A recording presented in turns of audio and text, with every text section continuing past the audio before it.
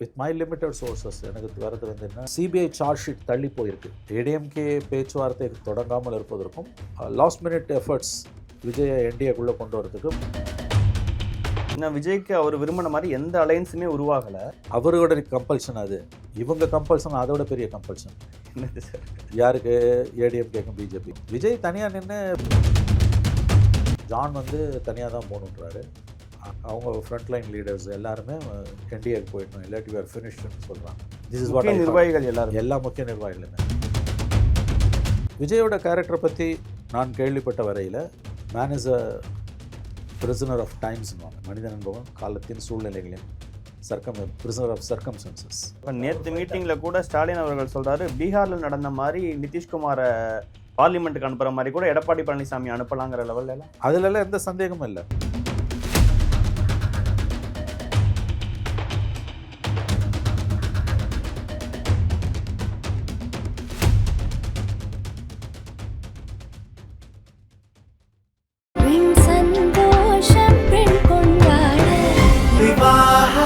மணப்பெண்ணின் பிரத்யேகமான திருமணம் விவாஹா தி சென்னை சில்க்ஸ்.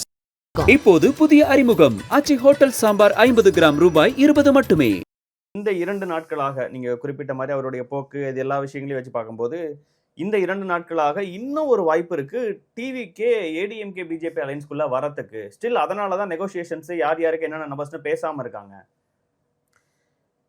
அது நடந்தா திமுக தோற்கடிக்க முடியும். அதனால இன்னும் அந்த முயற்சிகள் போயிட்டு இருக்குங்கிறாங்க. ஒரு நேற்று இரவுலேருந்து இந்த செய்திகள் அதிகமாக வருகின்றன. எஸ், நிறைய பேர் பேசினாங்க, எங்கள் டீம் கூட காலையில் கூட பேசினாங்க. அது எந்த அளவு உண்மைன்னு தெரியல. சில முயற்சிகள் நடப்பதை நான் கேள்விப்படுறேன். பட் விஜய் வந்து அடமெண்ட்டாக இருக்கார், உறுதியாக இருக்கிறார். அவர் வந்து என்டிஏவோட போகக்கூடாதுன்றதில்ல. பட் அந்த முயற்சிகள் முடுக்கிவிடப்பட்டதாக கேள்விப்படுகிறேன். விவரமறிந்தவர்கள் சொல்கிறது என்னென்னா வந்து, சிபிஐ சார்ஜ் ஷீட் தள்ளி போயிருக்கு. சிபிஐ சார்ஜ் ஷீட் வந்து இந்நேரம் வந்திருக்கணும், கரூரில் ஃபைல் பண்ணியிருக்கணும். அவங்க சிபிஐ சார்ஜ் ஷீட் வந்து பிப்ரவரி எண்டிலே ஃபைல் பண்ணியிருக்கணுன்றாங்க. அது தள்ளி போவதற்கும், ஏடிஎம்கே பேச்சுவார்த்தை தொடங்காமல் இருப்பதற்கும் லாஸ்ட் மினிட் எஃபர்ட்ஸ் விஜயை என்டிஏக்குள்ளே கொண்டு வரதுக்கு முயற்சிகள் நடப்பதாகத்தான் நான் கேள்விப்படுகிறேன். That is true. அந்த டாக் போது அப்படி முயற்சிகள் 2 தரப்புலேருந்து எடுக்கப்படுவது உண்மை என்று தான் எனக்கு தோன்றுகிறது. ஏன்னா விஜய்க்கு அவர் விரும்பின மாதிரி எந்த அலையன்ஸுமே உருவாகலை. அவரோட கம்பல்ஷன் அது, இவங்க கம்பல்ஷன் அதோட பெரிய கம்பல்ஷன். என்னது சார்? யாருக்கு? ஏடிஎம்கேக்கும் பிஜேபிக்கும். விஜய் தனியாக நின்று 4 கார்னர் ஃபைட்னா இட்ஸ் டிஎம்கேஸ் எலெக்ஷன். நீங்கள் 89 பிறந்தீங்களா? இல்லை இல்லை.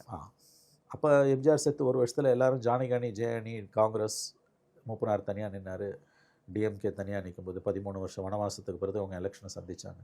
அப்போ எல்லோரும் என்னென்னமோ தியரிஸை போட்டாங்க. பட் அப்போ people with some high experience தெளிவாக சொன்னது, காங்கிரஸ் லாயர் இறந்துட்டார், அவங்களாம் சொன்னது it's going to be DMK election sir, இது இவங்க ரொம்ப தப்பாக பேசுகிறாங்க. 4 கார்னர் ஃபைட்னா it's DMK's election. I totally agree with that statement. எனக்கு தெரிஞ்ச 4 முனை போட்டினா திமுக வெற்றியை யாராலும் தடுக்க முடியாது. மேபி நம்பர்ஸ் டிபேட்டபிளாக இருக்கலாம். அதில் கூட 118 வருமானறாங்க. ஆஃப் லைட் எனக்கு தோணுது என்னென்னா 118 இந்த ஸ்கீம்ஸ் எல்லாம் பார்க்கும்போதுலாம் 5000 இது 5000 ஸ்கீம் எல்லாம் பார்க்கும்போதுலாம் 118 கண்டிப்பாக DM, which is a magic number actually. அந்த ஸ்ட்ராங் அலையன்ஸ் 135 இப்போ இருக்கு அவங்களுக்கு. 118 வந்து டெஃபினட்டாக திமுக வந்துடும் தான் எனக்கு தோணுது. ஸோ இந்த 4 corner election it's DMK's election. அது தெரிஞ்சு தான் அவங்க 11th ஹவரில் வந்து there is a last minute எஃபர்ட்ன்றாங்க. யூ ஆர் ரைட், நீங்கள் சொல்கிறது கரெக்டு. கடந்த 2 நாட்களாகவே அது அந்த டாக் ஓடிட்டு இருக்கு, அந்த முயற்சிகள் எடுக்கப்படுகின்றன. பட் வரக்கூடிய செய்திகள் என்னென்னா வந்து, வித் மை லிமிட்டட் சோர்சஸ் எனக்கு வரது வந்து என்ன, அவர் விஜய் இறங்கி வர மறுக்கிறார். இந்த சென்ஸ் அவர் இதில் அடமெண்ட்டாக இருக்காருன்றாங்க. அவரை தவிர ஒரு பார்ட்டியில் எக்ஸப்ட் ஜான் வந்து தனியாக தான் போகணுன்றாரு. ஜானை தவிர இருக்கக்கூடிய மற்ற அத்தனை அவங்க ஃப்ரண்ட் லைன் லீடர்ஸ் எல்லாருமே என்டிஏக்கு போயிடணும், இல்லாட்டி வேறு ஃபினிஷ்னு சொல்கிறாங்க. திஸ் இஸ் வாட் நிர்வாகிகள் எல்லாரும், எல்லா முக்கிய நிர்வாகிகளுமே. This is my information, maybe wrong maybe right. ஏன்னா காங்கிரஸ் வரணும்னு அவ்வளோ முயற்சி பண்ணாங்க, அதுவும் நடக்கல. இன்னொன்று என்னென்னா வந்து, இப்போ 4 கார்னர் ஃபைட்டில் தனியாக எலெக்ஷனுக்கு போனால் அவர் கட்சியில் வந்து அவருக்கு கேண்டிடேட்ஸை 234 தொகுதிக்கும் கிடைக்கிறது கஷ்டம். People are unwilling to contest elections. அவ்வளோ பேர் விருப்பம் பண்ணுவாங்க, அது வேறு. பட் கிரவுண்டுன்னு வரும்போது வேறு.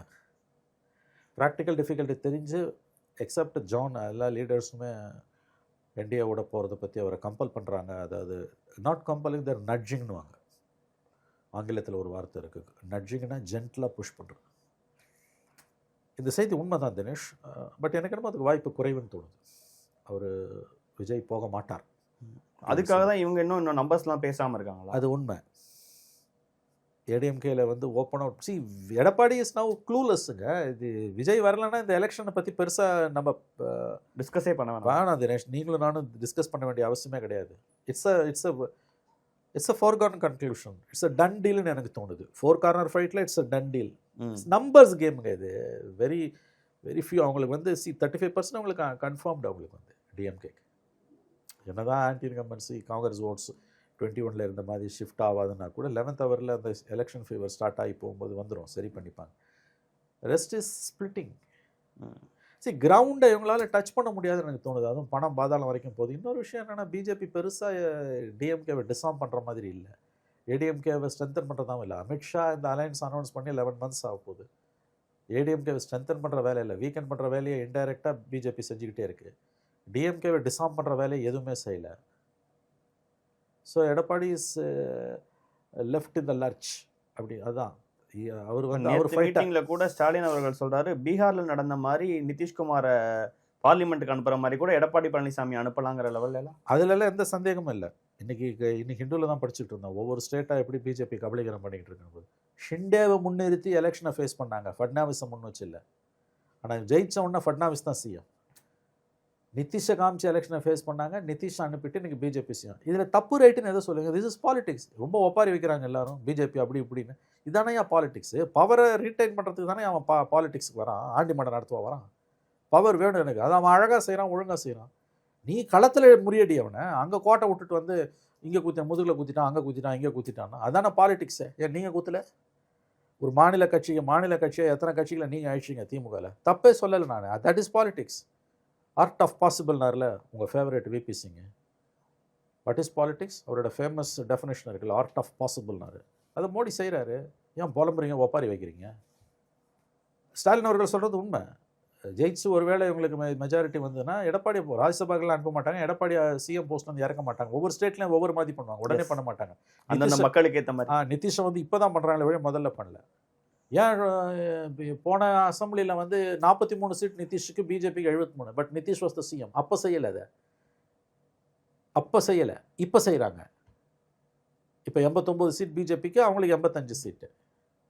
ஸோ அவங்களுக்கு they have a game plan. பிஜேபிக்கு அவங்க அதை செய்கிறாங்க. Their politics is different politics, which is a dangerous politics, சந்தேகம் இல்லை. பட் களத்தில் நீங்கள் அவங்கள முறியடிக்காமல் அவங்க ஒன்ஸ் ஜெயிச்ச பிறகு பண்ணக்கூடிய இந்த வேலைகளை பற்றிலாம் ஒப்பாரி வச்சு புலம்பி எந்த பிரயோஜனமும் கிடையாது. எடப்பாடி பழனிசாமி ஒருவேளை என்டிஏ ஜெயிச்சதுன்னா எடப்பாடி சிஎம் ஆவார். அது பிஜேபி கவர்மெண்ட்டாக இருக்கும். எடப்பாடி டெல்லிக்கெல்லாம் அனுப்ப மாட்டாங்க, டைரெக்டாக பிஜேபி சிஎம்மை கொண்டு வர மாட்டாங்க. சரி, எங்கெல்லாம் இந்த விளையாட்டை அவங்க விளையாடுறாங்களோ அங்கே பிஜேபி ஸ்ட்ராங்காக இருக்குது. பிஜேபி அந்த பொலிட்டிக்கல் ஸ்டன்னிங்கை எக்ஸ்ப்ளாய்ட் பண்ணுற அளவுக்கு ரூட்ஸ் இருக்கக்கூடிய, ஓரளவு மக்கள் செல்வாக இருக்கக்கூடிய இடத்துல தான் அந்த விளையாட்டை விளையாடுறாங்க. 4%, 5% இருக்க ஸ்டேட்ஸில் அவங்க அந்த விளையாட்டை விளையாடுறது இல்லை. So they have a clear vision, என்ன வேணும்னு அவங்களுக்கு தெரியுது. ஒருவேளை என்டிஏ ஜெயிச்சதுன்னா கண்டிப்பாக எடப்பாடி சிஎம். அது என்டிஏ கவர்மெண்ட் தான், பிஜேபி கவர்மெண்ட் தான், சந்தேகமே இல்லை. பட் அவரை வந்து ராஜ்யசபாக்கு அனுப்புவாங்க, அதெல்லாம் நடக்காது, அதை செய்ய மாட்டாங்க. மேபி ஒரு 2 வருஷம் பொறுத்து ஏடிஎம்கேக்குள்ளே என்ன பிரச்சனை வருதுன்னா, அவங்களுக்கு இங்கே பார்ட்டி எஸ்டாப்ளிஷ் பண்ண முடியுதுன்னா அப்போ நடக்கும், நாட் இமீடியட்லி. இப்போ வேறு அலையன்ஸ் பார்ட்டிஸ்லாம் விஜய் கூட வராத போது இன்னும் என்டிஏலேருந்து பேசிக்கிட்டு இருக்கிறாங்கங்கிற ஒரு சூழல் இருக்கும்போது, எலெக்ஷனுக்கு இன்னொரு 40 நாள் கூட இல்லை. இந்த சூழலில் அது இணைவதற்கு, என்டிஏல போய் விஜய் சேருவதற்கு வாய்ப்புகள்லாம் இருக்கா sir? What's your opinion sir? விஜயோட கேரக்டரை பற்றி நான் கேள்விப்பட்ட வரையில் அதுக்கு வாய்ப்பு குறைவு. But man is a prisoner of டைம்ஸ்னுவாங்க. மனிதன் என்பவன் காலத்தின் சூழ்நிலைகளின் பிரிசனர் ஆஃப் சர்க்கம்ஸ்டன்சஸ். நடந்ததுன்னா ஆச்சரியம் இல்லை, நடப்பதற்கு வாய்ப்பு குறைவு. அப்படி நடந்தால் அது டிஎம்கேக்கு பயங்கர. நடந்ததுன்னா ஆட்சி மாற்றம் உறுதி. விஜயோட வாக்கு வங்கி குறையும், but they will sweep. Vijay என்டிஏக்கு போனால் தமிழகத்தில் ஆட்சி மாற்றம் உறுதி, கிளியர் மேண்டேட்டே வந்துடும். இந்த கொள்கை எதிரின்னு சொன்ன வார்த்தை தான் தடுக்குது அவரை. அது தடுக்குதா அல்லது அவர் உருவாக்கி வச்சிருக்க அந்த ஒரு பர்செப்ஷன் அது தடுக்குதான்னு எனக்கு தெரியல. எது அவரை தடுக்குது? ஆப்வியஸ்லி அவர் வந்து ஒரு ப்ரோ பிஜேபி பர்சன் கிடையாது. அவரோட நேச்சுரல் சாய்ஸ் காங்கிரஸ் தான். காங்கிரஸ் கைவிட்டுடுச்சு. இல்ல ஸ்டில் ஃபீல்டே டிஎம்கே vs டிவிகேன்னு இருக்குன்னு அவர் பேசுற மாதிரியே நினைக்கிறாரா? அப்படி தான் நினைக்கிறார் போல. அவர் ரொம்ப தன்னை பற்றின மிதமிஞ்சின மதிப்பில் இருக்கார். ஆனால் நீங்கள் கேட்ட அந்த கேள்வி அவர் ஒருவேளை அதுக்கு வாய்ப்பு குறைவுன்னு தான் நான் நம்புகிறேன். ஒருவேளை அவர் என்டிஏக்கு போயிட்டார். This things can predict Dinesh. 11th நீங்க hour யூசுவலா சொல்லுவீங்க one days long period in politics. Notification வந்த பிறகு மாறின கட்சிகள் காட்சிகள் இருக்குது. ஒருவேளை அவர் என்டிஏக்கு விஜய் போனார்னா தமிழகத்தில் கண்டிப்பாக ஆட்சி மாற்றம் உறுதி. கிளியர் மேண்டேட்டே வந்துடும். அதுக்கு வாய்ப்பு அவர் போவதற்கு வாய்ப்பு குறைவு. ஆனால் அதில் என்னென்னா அவருக்கு இப்போ இருக்கக்கூடிய ஓட் பேங்க் குறையும், கண்டிப்பாக குறையும். பட் ஸ்டில் அவருக்கு விழக்கூடிய வாக்குகள் வந்து ஆட்சி மாற்றத்தை உறுதி செய்யும்.